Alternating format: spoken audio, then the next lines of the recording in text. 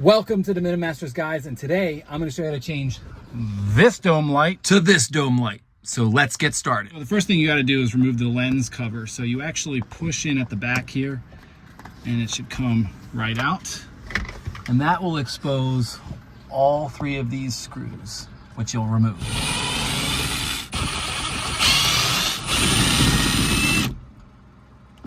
And just like that, your light comes down. So first thing we want to do here is get our harness prep. So your KC Cyclone comes with this other bit of harness. That's normally where you solder everything onto, but it has these like quick disconnects. So we'll just push that one together there. And I got this other one here. Push that one together and we're set there. So for the next step, guys, you want to remove the front cover. It's held on by 4 Torx bolts like this, and you'll need a T25 to get them off. And basically what I was trying to do is get access to your mounting holes, which are here, and right back there if you need that one. So then the next step after that is want to put one of your loop crimp connectors that came with your kit.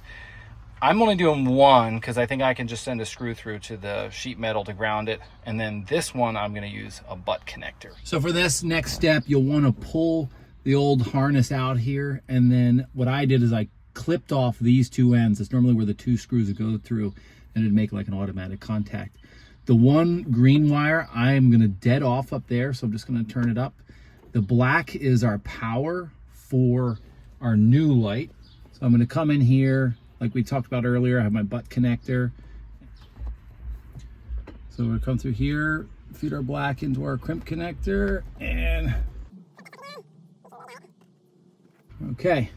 So there's our power. And then we're gonna take our little loop right here and this screw, and we're gonna feed that in there.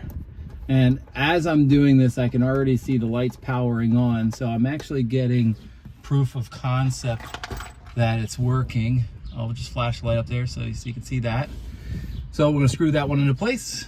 On to the next step. Next, just fish all your wires up inside the headliner bit up here.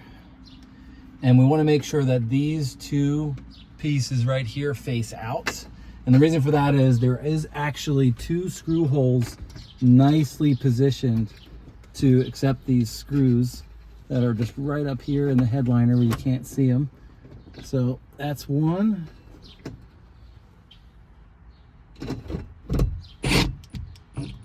That's 2. Tighten this one.